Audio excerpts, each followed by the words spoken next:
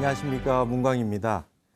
탄어사상 한국학을 말하다 오늘 시간은 노자 도덕경과 불교를 탄어 스님이 어떻게 회통하셨는지 그 내용을 알아보는 시간을 가지도록 하겠습니다. 스님은 말이죠, 유불선 삼교라고 하는 말을 많이 썼는데요. 이 도교라고 하는 거와 노장 사상을 조금 이제 구분했었습니다. 이 도교라고 하면은 말이죠, 이 도라고 하는 거는 도교만, 타오이즘이라고 하는 도교만의 그 수로는 될 수 없다.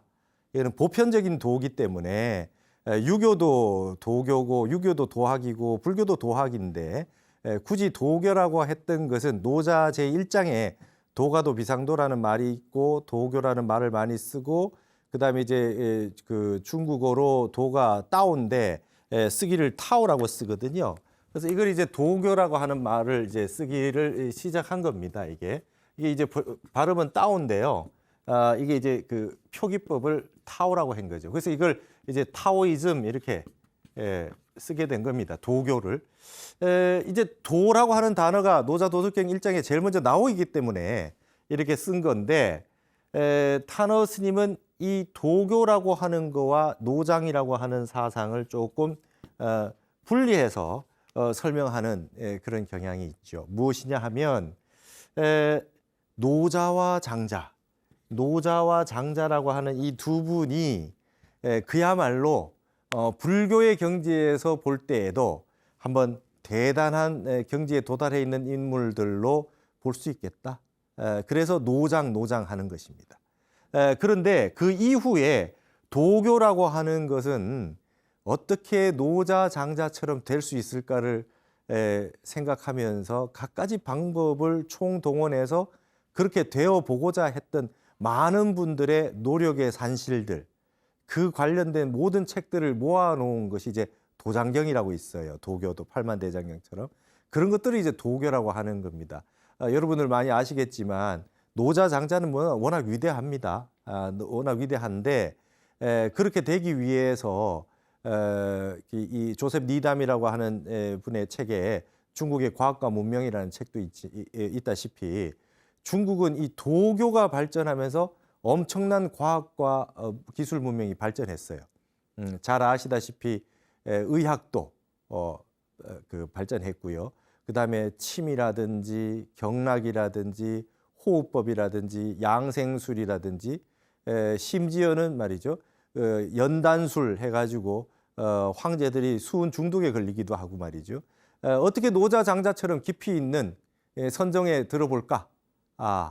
그렇게 이제 노력하다가 안 되니까 말이죠. 약을 복용하기도 하고 그다음에 양생술을 쓰기도 하고 갖가지 모든 노력의 그 방편들이 총동원됐습니다. 그걸 다 합쳐서 도교라고 하는 것이죠. 그러나 탄어 스님은 그 많은 도교의 파들을 이제 분리해 가지고 노자 장자만 가지고 이제 불교와 회통을 하시는 겁니다. 그래서 이거를 유불선이라고 했을 때 탄어 스님이 이제 유불선이라는 용어를 굉장히 많이 쓰셨는데요. 신선선이라고 했을 때 도교라고 하지 않고 선이라고 한 거죠. 신선이라고. 노자 장자야말로 진정한 선이다. 근데 선은 종류가 여러 가지가 있다 이런 거죠. 천지인, 천선이 있고 지선이 있고 인선이 있고요. 그다음에 여기 신선이 있고요. 그다음에 귀선이 있답니다. 귀신 귀자에 귀선. 이렇게 5종류의 신선이 있다. 5종류의 신선이 있는데 이 가운데에서 최고의 경지는 천선에 해당하고 천선은 노자 장자만이 천선의 경지에 도달해 있다.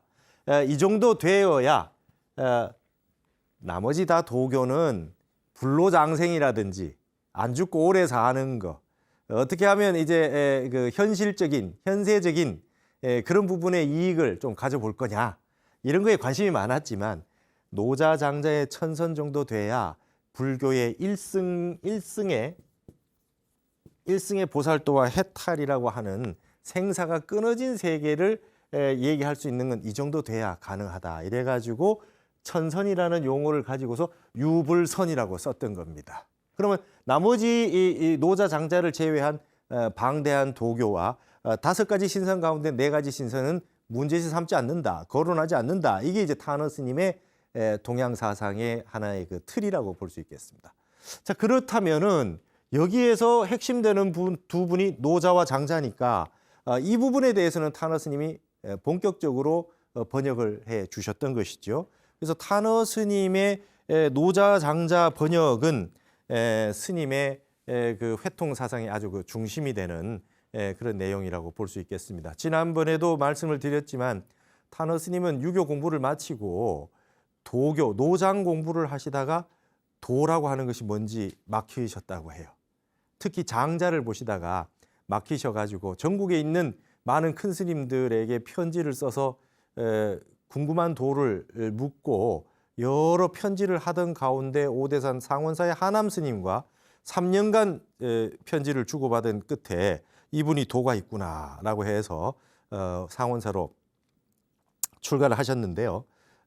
여기에서 이제 타너 스님은 노자 장자라고 하는 노장이 좀 막히셨다가 불교를 공부하시고 출가하자마자 무건 참선을 하시고 그다음에 이력이라고 하는 불교의 기본적인 경전들을 7년 동안 다 보시고 난 다음에 노장 사상은 자득이 되었다. 유교와 불교 사이에서 노장은 저절로 터졌다. 이렇게 말씀하세요. 그러다 보니 장자 같은 거, 노자 같은 부분에 어려운 부분들은 늘 마음에 한켠에 이제 쌓여 있었겠죠. 그러다가 이제 불교를 공부를 하시고 난 다음에 노장의 어려운 부분들이 다 해결이 되셨으니 이분이 노장에 얼마나 조예가 있고 깊이가 있으셨겠습니까? 그래서 스님의 어떤 이 노장의 주석을 보면 다른 주석보다도 훨씬 치밀하고 방대한 주석들을 보고 계셨고 그 다음에 마음에 좀 안 드시는 부분들이 꽤 많았던 모양이에요. 스님 스스로 주석을 많이 달아놓으셨어요. 그래서 스님의 이 주석을 한번 살펴보도록 하겠습니다. 스님이 어떻게 주석을 달았느냐라고 하는 것만 봐도 책의 성격이 나옵니다.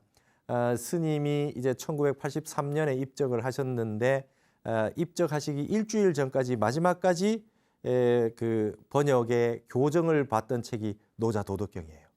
노자도덕경 끝까지 쥐고 있으셨고 그 노자도덕경의 그 교정이 끝나고 나서 일주일 동안 이제 좀 아프시다가 그 펜을 놓으시고 말이죠. 만년필을 놓으시고 조금 편찮으신 상황이 있다가 그러고 난 다음에 6년 전에 내가 세상을 뜨겠다고 했던 그 날짜, 그 시간에 정확하게 입적을 하셨습니다. 그래서 마지막까지 노자도덕경을 꼭 출간을 해야 되겠다는 어떤 그 사명감이 있으셨다라고 하는 겁니다. 그래서 스님께서 출간했던 그 책으로는 주역이 마지막이었고요. 노자도덕경은 번역까지 다 해놓으셨고 스님의 49제를 기점으로 해서 노자도덕경 책이 나왔습니다. 그래서 그럴 정도로 스님이 이제 노자에 대해서 아주 그 각별한 조예가 있으셨다. 우리 그 타너 선사의 사교회통 사상 책의 232쪽에 보시면 노장과 불교의 융해라 해서 노자도덕경에 대해서 어떻게 주석을 달았냐면 선주라는 표현을 쓰셨습니다. 선주. 여러 가지 주석이 너무나 많다. 너무나 주석이 많은데 이 가운데 말이죠. 뽑을 선자 선주라고 하는 책 제목 자체가 선주였습니다. 너무나 많기 때문에 취사 선택을 해서 주석을 달았다는 것이죠. 그러면 수없이 많은 주석을 보셨음에도 불구하고 스님이 어떤 주석을 취했느냐라고 하는 것이 스님의 노장 사상을 결정짓는 중요한 요소가 되리라고 봅니다. 자, 여기에 보시면서 한번 스님의 주석의 양상을 한번 보셨으면 좋겠습니다. 타너 스님이 항상 주석을 달 때 이런 식으로 답니다. 주된 주석, 기본적인 주석 하나 쓰고요. 나머지는 여러 가지 방대한 주석들에서 필요한 것들을 뽑아서 씁니다. 그리고 난 다음에 스님 그래도 불구하고 빠진 내용들이 있으면 이제 스님의 당신의 주석을 여기다 삽입하는 형태로 하죠. 그러니까 많은 주석이 인용이 되겠죠. 노자도덕경은 송상성이라는 분의 태상도덕경 강의라고 하는 책을 중심으로 타너 스님의 자신의 주석을 포함해서 총 33가의 주석을 망라했습니다. 여러분 33명의 주석이 담겨 있다 이 말입니다. 1980년대 초에 노자 번역으로서 주석으로 이만큼 많은 그 학자들의 주석을 담았다라고 하는 것은 굉장히 획기적인 일입니다. 스님이 감산덕청 스님의 노자 장자 같은 책을 굉장히 보시고 싶어 했음에도 불구하고 책을 구해서 보시지를 못했대요. 그럴 정도로 그래서 스님의 제자였던 통강 스님이나 송찬우 교수 같은 분은 이제 스님이 그렇게 보고 싶어 하셨던 그 감산덕청의 노자주 같은 걸 번역을 하셨죠. 그런데 그때 당시에 중국과 대륙과는 우리가 이제 소통이 되지 않았고 대만 책들만 구해서 봤어야 했고 그런 그 장애들이 많았고 요즘처럼 책이 그 쉽게 외국의 책을 살 수도 없고 그랬지 않습니까? 그때 스님은 산사에서 이런 책들을 다 구해서 보시고 그 일일이 다 그 어느 누구의 말이 정확하게 좋으냐, 옳으냐 이런 것들을 다 보셨던 것 같아요. 참 대단한 느낌이 듭니다. 스님 보시면 그 가운데 지난번에 말씀드렸듯이 소자유의 노자 신해 같은 거, 노자를 유교, 도교, 불교로 회통해서 막 종횡무진으로 주석을 달아놨거든요. 소동파의 동생 소자유가. 그러다 보니 조선조 유학의 그 기본이 되는 주자 같은 분은 왜 유교하고 다른 노장을 불교를 썩느냐. 그래서 이런 책들 굉장히 비판을 많이 해놨거든요. 그래서 이런 주석들, 소자유의 노자 신해 같은 주석은 한국에서 거의 본 적이 없는 주석입니다. 이런 것까지 스님은 다 보셨다. 그 다음에 스님 주석에 굉장히 독특한 특색이 있어요. 중국의 주석을 많이 사용을 하셨고 일본의 주석은 하나도 쓴 것이 없고 그 다음에 좋은 주석이 있다면 한국의 주석은 적극적으로 활용하셨다. 대승기실론 같은 경우에 원효의 기신론 소별기를 씀으로 인해서 한국에서 원효대사 연구가 본격적으로 이제 대두되기 시작했는. 여러분 이제 우리가 교재로 무엇을 쓰느냐가 굉장히 중요하잖아요. 승가대학 강원에서 원효 스님의 주석을 가지고 대승기실론을 보게 되는 교재로 만들어 놓으니까 이 현장법사라든지 그 이후에 중국의 많은 법장 스님이라든지 이런 분들의 주석들도 많이 있지만 우리 원효대사가 이렇게 대단했구나라고 하는 거를 이제 알게 되면서 점점 연구도 많이 하고 이렇게 될 수가 있겠죠. 그렇듯이 이 노자 장자에는 조선의 서계 박세당 선생의 신주 도덕경, 새롭게 도덕경에 줄을 달았다라고 하는 그 신주 도덕경을 굉장히 잘 쓰셨습니다. 굉장히 많은 부분에 인용을 합니다. 그래가지고 어떤 형태로 쓰냐 하면 노자 주석을 달 때 맨 앞에 서계 주석부터 달아요. 조선의 박석계 주석부터 달아요. 장자 같은 경우에는 또 서계 주석을 맨 마지막에 결론적인 부분에 달아요. 그래서 굉장히 활용을 많이 합니다. 그래서 이 제자분들이 그러셨대요. 중국에 이 노자 장자 주석들이 좋은 것들이 너무나 많은데 우리나라의 주석이 노자 장자가 전부 다 돼 있는 게 조선조의 서계 주석 외에는 잘 없습니다. 그러니까 단편적으로는 있어도 한 권 전체를 주석을 다 다는 경우가 잘 없죠. 왜냐하면 조선은 성리학의 국가였고 유교 사회였는데 노장의 주석을 달고 이러면 굉장히 그 이단시됐던 그런 사회 분위기가 있지 않습니까? 근데 서계 주석이 중국 주석보다 그다지 낫지 않을 텐데 왜 이렇게 중시해서 노자는 맨 앞에 장자는 맨 뒤에 이렇게 다셨습니까? 했더니 스님 말씀이 한국 거 아니냐. 한국 거 아니냐. 우리가 우리의 주석을 써야지. 적극적으로 써야지. 그리고 이 땅에 같이 살았던 우리 선인들의 그 주석을 본다는 거는 우리의 체질에 더 맞을 수가 있고 그다음에 우리에게는 굉장히 큰 느낌을 줄 수가 있다. 그다음에 조선시대는 유교 사회인데 이 사회에 그렇게 금기시 되던 노자 장자의 주석을 이분이 이렇게 주석을 달고 있다는 것은 진정한 노장학자다. 이분이야말로 진정한 노장학자다. 이런 말씀을 탄호 스님이 하셨거든요. 다들 꺼려하는 책들을 누가 주석을 다느냐 이 말입니다. 그래서 아주 이분이 말이죠. 굉장히 수락산 서쪽에 계셨다 그래가지고 말이죠. 서계단 말이에요. 그래서 핍박도 많이 받았습니다. 그러니까 이분이 굉장히 대단하셨던 분이에요. 굉장히 자유롭고 아주 그 사상의 폭이 넓은데 그럼에도 불구하고 핵심을 다 알고 있는 것이죠. 그래서 이 서계 박세당 같은 분은 굉장히 특별한 분임에 틀림없다.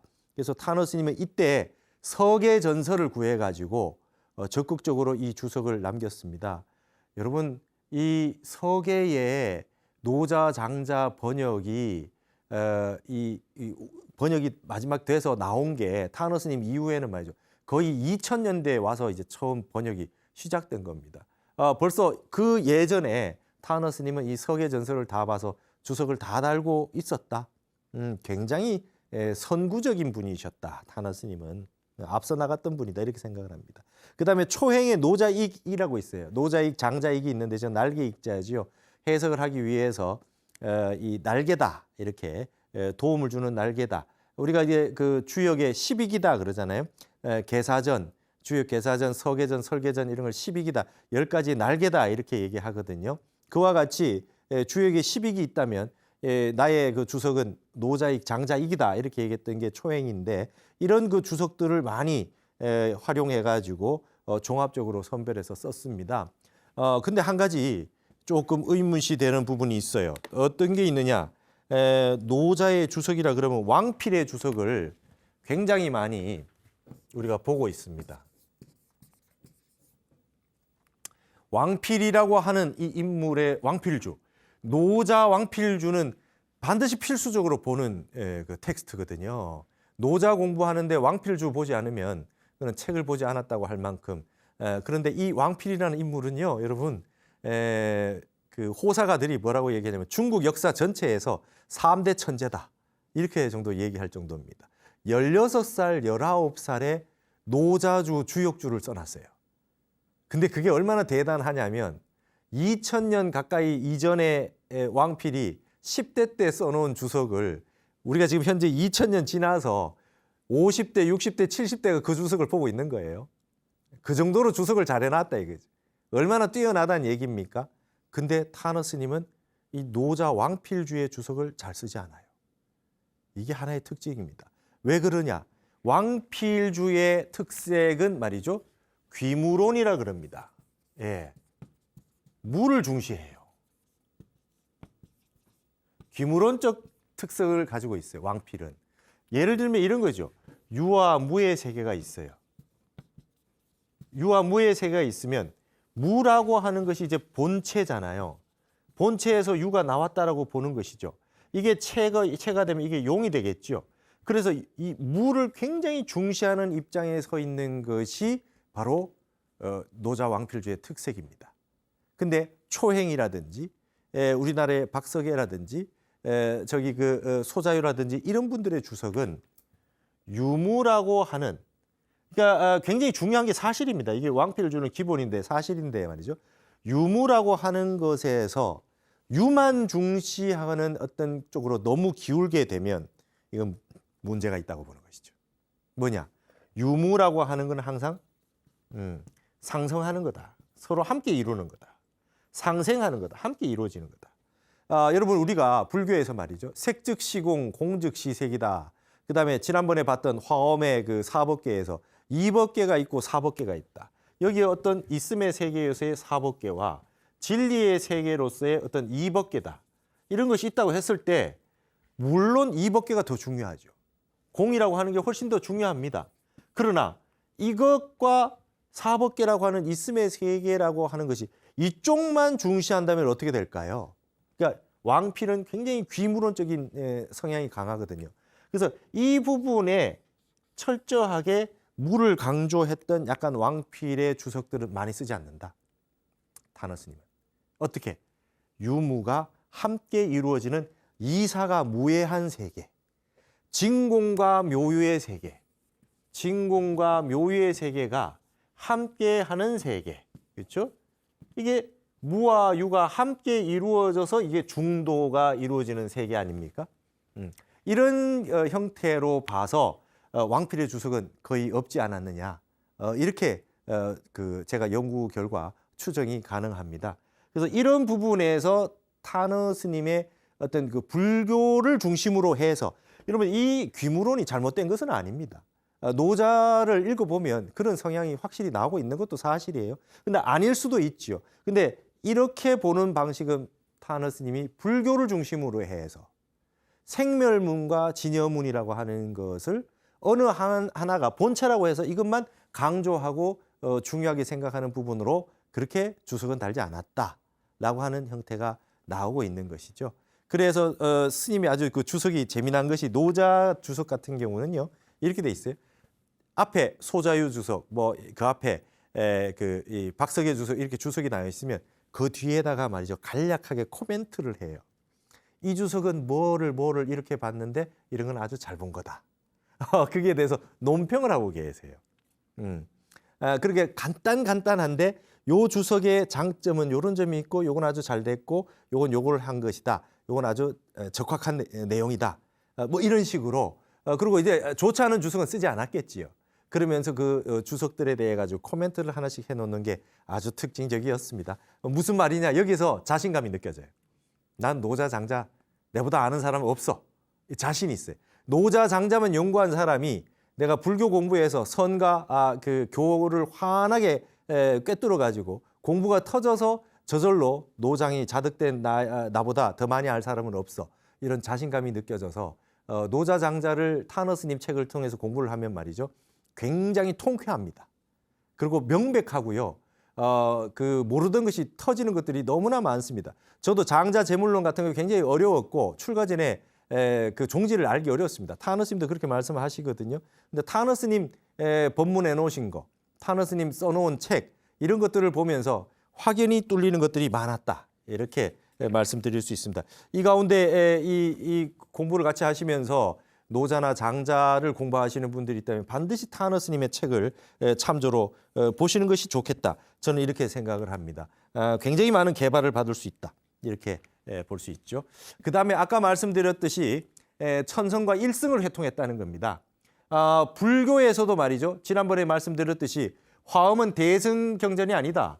화엄을 대승이라 그러면 망발이다 이런 말씀했듯이 불교에서는 가장 중시하는 것이 일승이고 그다음에 노장에서는 천선이다 이랬습니다.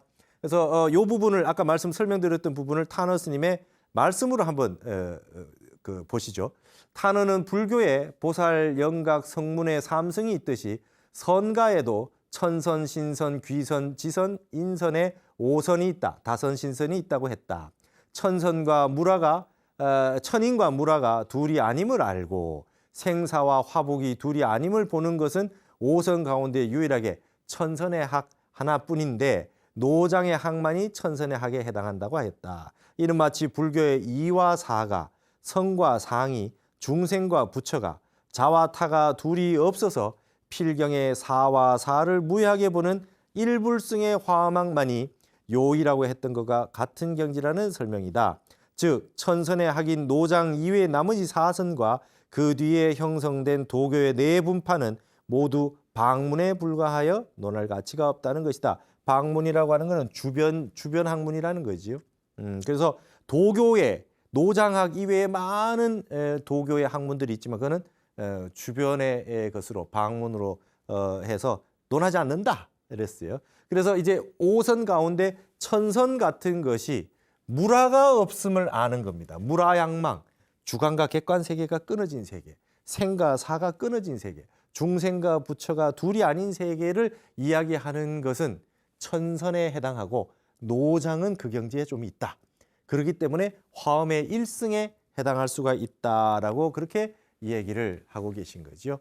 그다음에 노자 도덕경에 대한 그 타너 스님의 어떤 분석들이 여러 가지가 있는데 그중에 핵심되는 몇 가지를 말씀드리겠습니다. 타너 스님은 말이죠. 중국의 그 화엄경 소초로 유명한 청량 진관 스님이 사면에 대해서 그 언급한 게 있습니다. 뭐냐면 위진 남북조 시대 이제 사면학이라고 해서 주역, 노자, 장자를 묶어서 위진 현학이라 그래요. 그걸 사면학이라 그럽니다. 그래서 이게 이 현의 의미는 다음에 노자 1장을 공부를 하면 우리가 드러나리라 봅니다. 주역이라고 하는 건 진현이다. 참 진짜 진현이라고 그랬고요. 노자는 허현이다. 빌허자 허현이라 그랬고요. 장자는 담현이다. 저게 그 대담하는 거죠. 장자의 그 장처가 어디 있습니까? 다양한 서사에 있어요. 비유와 설명을 너무 멋있게 하는 거예요. 그 말을 장자의 말을 쫓아서 읽다 보면 말이죠. 너무나 멋있어 가지고 아주 그 빠져들게 되지요. 문장이 일대 문장입니다. 노자는 어떻습니까? 노자는 5,000원, 5천자 정도밖에 안 돼요. 짤막짤막하게 간결하게 되어 있는데 장자는 이걸 아주 그냥 아주 멋있게 풀어서 내는 그런 어떤 스토리 구조를 가지고 있거든요. 그래서 그걸 담현이라고 합니다. 노자보다는 장자가 더 진일보하여 훨씬 깊고 높다. 사실 타너 스님은 노자보다 장자를 좋아했어요. 그리고 장자에 막혔다가 공부가 터졌기 때문에 장자에 더 애착이 있으셨던 것 같습니다. 그런데 장자보다 노자를 조금 문제가 있다라고 그렇게 생각했던 그 이유가 있어요. 장자를 너무 좋아했던 이유가 있습니다. 여기 보시면 타너 스님은 유교와 불교 사이에서 노장학은 자등이 되었는데 막혔던 장자가 빙소와해, 얼음이 녹고 기와장이 깨지는 듯한 느낌. 이게 이제 빙소와해잖아요. 그런 체험을 거치면서 법열을 느낀 이후에 장자가 주된 강의 대상이 되었다. 여러분 잘 아시다시피 타너 스님의 장자 강의, 내7편 강의는 너무나 유명했었습니다. 이 타너 스님 장자 강의 들으려고 인산인해로 사람들이 모여들곤 했었죠. 왜나? 타너 스님은 장자가 뭐 4편, 외편, 자편이 있었는데 4편, 7편을 그 많은 4편, 7편을 반야신경 외우듯이 외우고 계셨어요. 그러니까 아주 그냥 멋진 강의를 하셨죠. 그래서 그 지난번에 말씀드렸듯이 양주동 선생이 국보라고 했는데 와서 강의를 듣고 말이죠. 나중에는 절하고 가셨다. 오대산에 오셔가지고 장자가 태어나서 다시 온들 타너 스님처럼 강의할 수 있겠나? 자기가 했던 말 다 기억하겠나? 장자를 다 외워서 하니까 그렇게 깜짝 놀랐다는 거 아닙니까? 그렇게 이제 장자가 주된 강의 내용이 됐는데 노자도 화냈죠. 그러나 노자의 주의사항이 있다는 겁니다. 이게 아주 중요한 말인 것 같아요. 노자를 공부할 때 반드시 주의해야 할 사항이 있다고 했으니 노자는 법박에 걸리기 쉬운 함정이 도사리고 있다. 법에 집착하는 법박. 우리 불교로 말하면 법집이 되겠습니다. 법집. 이것이 옳다라고 하면 그 옳다는 거에 집착하는 거. 이거 외에는 딴 건 틀렸다라고 하는 집착하는 거. 조금 전에 이 얘기했듯이 왕필의 귀무론이라고 하는 거는 무라고 하는 것이 굉장히 핵심이고 중요한 것이지만 무라고 하는 거에 법박에 걸리면 뭡니까? 그 상대의 세계는 무시하게 되는 잘못된 결론에 도달하게 되는 그 문제점이 생길 수 있거든요. 타너 스님은 노자는 잘못하면 법박에 걸려들 수 있다. 그런 함정이 도사리고 있다는 것이다. 근데 이제 장자의 웅변은 아주 멋진 말씀, 웅변은 유사일의 천고의 제일이라고 했다. 그래서 노자를 장자보다 적게 언급했던 것은 대중들이 혹시 노자의 법박에 걸릴까 근심했던 것이 아닐까 저는 이렇게 생각을 합니다. 왜냐하면 타너 스님이 이제 강의하실 때 있는 많은 테이프들을 이렇게 들어보면요. 노자는 다양하게 많이 설파하지는 않습니다. 주로 노자 1장과 몇 개의 장을 중심으로 얘기를 하고요. 노자라고 하는 건 무 이런 게 아주 그냥 핵심이잖아요. 무위, 자연, 그죠? 그다음에 현 이렇게 아주 중요한 단어들이 굉장히 이제 두드러지죠. 두드러지다 보니까 잘못하면 이것이 이제 절대적인 진리로 인식될 수 있기 때문에 법박에 걸릴 수 있다. 그래서 법집에 걸리게 된다. 그런데 우리의 불교의 그 무아의 입각에서 봤을 때는 진리라고 하는 것마저도 다시 무아로 공으로 돌려보내죠. 우리가 그걸 이제 법무아라 그러고 법공이라고 표현을 합니다. 그래서 이 스님은 인무아가 있으면 우리 불교에서 말한 말이죠. 인무아가 있으면 이제 법무아가 있거든요. 그다음에 이걸 이제 아공이라 그러고 말이죠. 이걸 법공이라고 그렇게 얘기를 하고 있지 않습니까? 근데 진리가 전부 공이라는 이 세상의 모든 건 진리라고 하는 것은 틀림이 없으나 그 진리마저도 벗어나야 됩니다. 그래서 이 법집에서부터 해탈해야 된다는 거예요. 깨달았다라고 하는 것을 내려놓아야 되고요. 그다음에 진리라고 하는 것이 절대적인 진리라고 하는 것을 다시금 내려놔야 되는 것이죠. 진리 자체도 공하다라고 하는 거. 우리가 깨달았다고 하는 이 각에 대해서 깨달을 바가 없는 것을 깨달았고 깨달은 것이 없다. 미륵이 선제동자에게 모든 깨달음을 인가해 주고 나서 탄지를 하고 났더니 선제가 그동안 깨달은 게 다 날아갔다. 하나도 없이 다 날아간 겁니다. 그러면 까먹은 거냐? 없어진 거냐? 그것이 아니라 어떻게 설명해야 됩니까? 제가 이 부분에 대해 가지고 이통현 장자의 화엄론을 봤는데 역시 종지가 드러나는 데는 화엄론이 좋다라고 하는 생각을 했습니다. 이통현 장자는 뭐라 그랬냐? 미륵이 탄지를 해서 이 선제동자가 그동안 공부했던 모든 증득한 53선지식에게 증득한 모든 깨달음의 해탈문들이 전부 다 날아가 버렸다. 다 잊어버렸다. 그렇게 됐을 때 이거는 미륵의 뭡니까? 신통입니까? 미륵이 능력이 있어서 그런 겁니까? 그렇게 보지 않는다는 거죠. 이통현 장자는 이걸 어떻게 설명했느냐? 법자본연이라는 네 글자를 딱 통현론 주석에 달아놨습니다. 법이 스스로 본래 그렇다. 법이라고 하는 것은 깨달았지만 깨달은 것이 남아있지 않은 것이 법이라는 거예요. 이것이 미륵 탄지에 대해서 탄지로 인해 가지고 미륵이 신통을 써가지고 법을 없애준 깨달은 걸 없애준 것이 아니라 깨달음이라고 하는 그 법이라고 하는 건 본래 스스로 그러한 겁니다. 법자본연이라 본래 그런 겁니다. 법이라고 하는 것에 집착되지 않고 여기서 벗어날 때 그것이 진정한 법이지요. 그것이 진정한 공이거든요. 공이라고 하는 걸 가지면 어떡합니까? 노자도 마찬가지입니다. 무라고 하는 것을 절대적으로 가지면 어떡합니까? 무라고 하는 걸 진정 놓아야 그게 진짜 무죠. 그렇게 돼야 진정한 무위의 세계가 되지 않습니까? 무에 집착하고 있다. 귀무, 무를 중시하고 있다 그러면 무위가 아니라 다시 유위로 떨어지지 않겠냐. 그래서 노자를 잘못 읽게 되면 어떤 병폐가 생기냐? 법박에 걸리고 법집에 걸린다. 이런 얘기를 탄원 스님이 했다는 거예요. 이런 거 아주 냉철한 겁니다. 이런 냉철한 겁니다. 그래서 탄원 스님은 이 담현이라고 했던 그 장자, 무를 얘기했다가 갑자기 유를 얘기했다가 무를 얘기했다가 그걸 다시 또 무화시켰다가 이렇게 자유자재로 웅변을 펼치고 있는 이 멋진 스토리텔링을 펼치고 있는 장자를 더 강의에 많이 사용하셨다. 이런 부분이 노장 공부하는 분들에게도 많은 도움이 될 거고요. 자, 여기에서도 알 수 있듯이 아공법공이라고 하는 우리 불교의 진리를 가지고 노장을 딱 보고 계신다는 것이죠. 그래서 핵심은 삼교를 회통하고 기독교까지 사교를 회통하고 지난번에 얘기했던 서양 철학의 칸트나 그 막시즘까지 전부 다 봤을 때 불교의 기본 바탕 하에서 이것들을 회통하고 있다는 것을 여실히 볼 수가 있는 것입니다.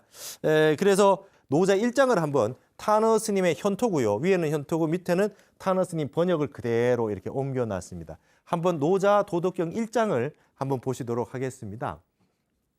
자, 도가도면 비상도요, 명강명이면 비상명이니 무명은 천지지시요, 유명은 만물지 모라.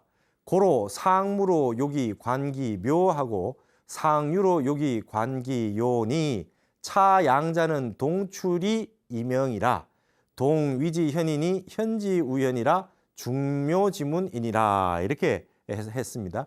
이것이 말이죠. 이렇게 타너 스님이 현토를 달아서 끊어읽기를 해놨는데 다른 분들은 끊는 장소를 다르게 할 수 있겠죠.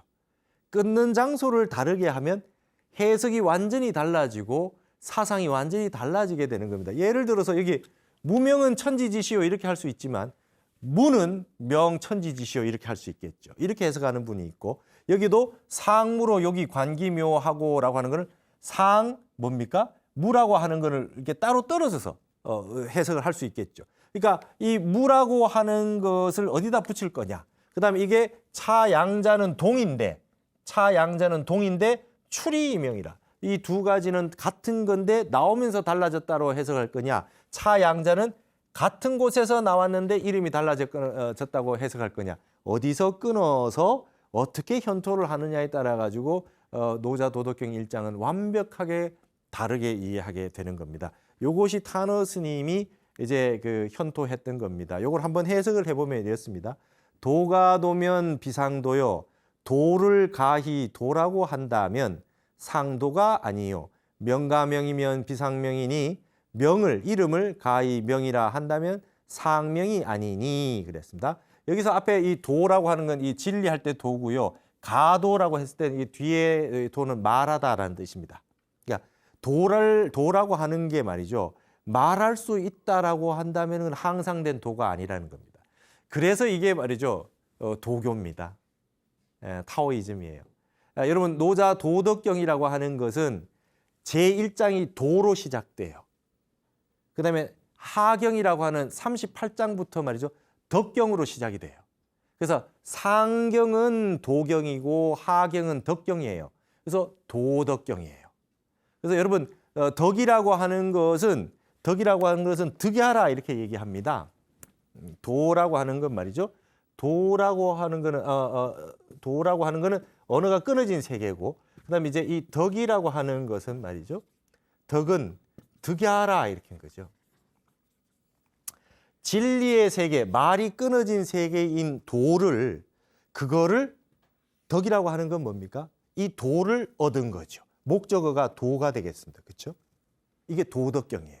그러면 앞에는 도가 무엇인가에 대한 설명이 자세하게 나오는 게 도의 본체에 대한 얘기가 나오겠죠. 그다음에 그 도를 내가 얻고 있으면 그걸 어떻게 현실적으로 활용하고 어떤 양태로 나타나느냐라고 하는 게 덕이 되겠죠.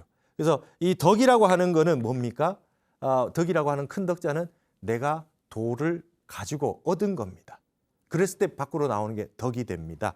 그래서 이와 같은 이 구조에서 이 1장이 도경이거든요. 그래서 여러분 처음 말이 도는 이것이다 이렇게 얘기하잖아요.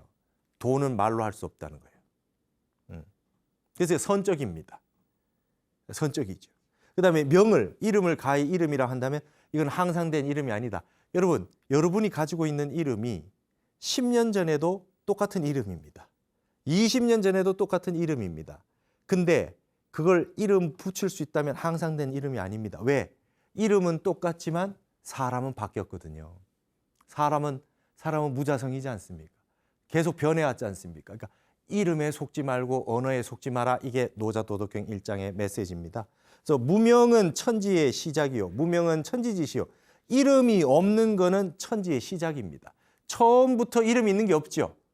이전 소식이라고 하는 태초의 이전 소식이라고 하는 건 다 이름이 없습니다. 근데 유명은 만물지 모라. 이름이 있고 나기 시작했을 때 처음에 이름이 있고 난 다음부터 만물이 생겨나기 시작했잖아요. 만물이 있게 된 거죠. 그래서 이걸 만물의 어머니라 그럽니다. 이름 있음과 이름 없음이라고 하는 게 이렇게 중요하다. 말로 표현했느냐 표현하지 않았느냐라고 하는 거. 그러면 도는 뭡니까? 언어 문자를 떠난 소식이다. 생각 끊어진 자리다. 타너 스님이 성자리, 성품 성자의 성자리 이렇게 설명을 했는데 노자도덕경이 바로 1장에서 이렇게 나오고 있지 않습니까? 그러니까 불교와 선과 회통이 될 수 있겠죠. 고로 상무로 여기 관기묘하고 항상된 무를 가지고 그 묘를 관하고자 하고 그렇기 때문에 어떤 것이 있는 세계 이전의 소식을 가지고 항상 근본의 오묘함을 우리가 본다는 겁니다. 뭔가 세상의 진리라고 하는 것은 눈에 보이는 것이 끊어진 세계였다는 것이죠. 그다음에 그 상유로 여기 관기요하고 그랬습니다. 이 상유로서 그 요를 관한다 그랬습니다. 이 세상에 펼쳐지는 모든 세상에 펼쳐지는 현상들이 이 요거든요. 그러니까 본체가 있으면은 현상이 있지 않습니까? 본체라고 하는 건 이 전기가 지금 현상이 일어나서 전기라고 하는 형태로 나타나려고 그러면 그 속에 숨어 있는 전기의 이치가 있지요. 그것이 현상으로 드러났을 때 그것을 요라 그러고 그것이 안으로 숨어 있으면서 바깥에 나타나게 만들어주는 게 그게 바로 묘입니다. 오묘할 묘자예요. 그걸 체와 용이라고 하죠. 그게 이제 뭡니까? 무와 유라고 하는 건 그런 거라는 거죠. 이 현상이 있음의 세계고 있음의 세계 뒤에 배면에 무의 세계가 있다는 겁니다. 그러니까 여러분 유무가 다 중요하지 않겠습니까? 그래서 진궁과 묘유를 다 중시하는 것, 공이라고 하는 거와 가유의 세계를 함께 보는 게 공가중 중도거든요. 그래서 무만 중시하지 않는 것이 우리 불교의 이 공사상입니다. 그래서 여기에 이제 무와 유라고 하는 걸 이렇게 대칭을 놓고 보았던 것입니다. 차양전은 동출이 이명이라 유와 무라고 하는 거, 유와 무라고 하는 거는 이 두 가지는 같은 곳에서 나왔는데 같이 나왔으되 명이 이한지라 같이 나온 겁니다. 여러분 무가 있고 난 다음에 유가 있는 게 아니라 무와 유라고 하는 건 같이 나왔다는 거예요. 근데 이름이 달라진 거라는 거예요. 그러면 보세요. 이게 무 그러면 무라고 할 때 이미 유를 대상으로 한 무고 언어가 있고 사유가 이미 있잖아요. 그러니까 무유해도 이미 이 무는 아무리 무를 귀하게 여겨봐야 이것도 생각 일어난 세계에 갇히게 돼 있죠. 근데 나왔을 때는 말이죠. 나왔을 땐 유무는 같이 나왔다는 거예요. 유무가 끊어진 세계는 따로 있고 이렇게 지금 타너 스님이 해석한 겁니다. 이게 이렇게 현토를 잘랐기 때문에 이렇게 해석이 되는 건데 다르게 해석되는 다른 학자들의 견해가 있을 수 있겠죠. 그래서 이거를 말이죠. 동위지현이라 이걸 함께 현이라고 한다. 유의 세계, 무의 세계 이게 함께 현입니다. 현이라고 하는 거는 뭐죠? 뭡니까? 거물현이라고 그러지만 깜다는 뜻이 아닙니다. 색깔이 끊어진 세계, 형태가 끊어진 세계, 모양이 끊어진 세계, 말로 할 수 없는 세계. 우리가 하늘천 따지 거물현 누렁 했을 때 하늘은 검고 땅은 누르다라고 하는 게 하늘이 파란데요 왜 검습니까 했을 때 빛이라고 하는 프리즘이 가해졌을 때는 파랗게 보이지만 빛이 없는 세상에서는 하늘이라고 하는 거는 다 검게 보이는 거죠. 뭡니까? 색깔 이전의 소식입니다. 그래서 이게 현이라 그래요. 그래서 여러분 현주라 그래가지고 그 옛날에 제사 지낼 때 술이 없으면요 그냥 생수 떠놓고 현주라 그랬어요. 그건 거물 현자가 아니잖아요. 하늘 색깔이라는 거예요. 색깔이 끊어진 세계라는 겁니다. 그래서 이거를 현지우연 현하고 또 현하다 현묘하고 다시 현묘한지라 이걸 중묘지문이라고 한다. 중묘 모든 오묘함의 근원이 되는 것이다. 이렇게 본 것입니다. 그래서 이게 우현 같은 게 이제 우리 고유섭 선생 같은 우리 불교 미술의 아주 대가 같은 고유섭 선생의 호가 우현이잖아요. 이런 데서 이제 다 따오는 거죠. 그리고 이제 유비 말이에요. 삼국지의 유비 같은 현덕, 예? 현덕이란 단어가 노자 도덕경에 나오는 것입니다. 이런 식으로 이제 그 노자라고 하는 그 내용은 굉장히 뜻이 깊습니다. 저도 20살 때 처음 노자를 보고 유교 경전만 보다가 깜짝 놀라고 너무 좋아가지고 그 하루에 그 81장을 다 봤던 기억이 납니다. 여러분들도 노자의 세계에 한번 빠지셔가지고 열심히 좀 잘 보셨으면 좋겠다 하는 그런 생각을 가지게 됩니다. 다음 시간에 이어서 노자의 일장에 대한 자세한 사상들, 그다음에 회통을 어떻게 같이 불교 회통을 하셨는지 이런 것들을 또 더 깊이 살펴보도록 하고 오늘은 여기서 마치겠습니다. 감사합니다.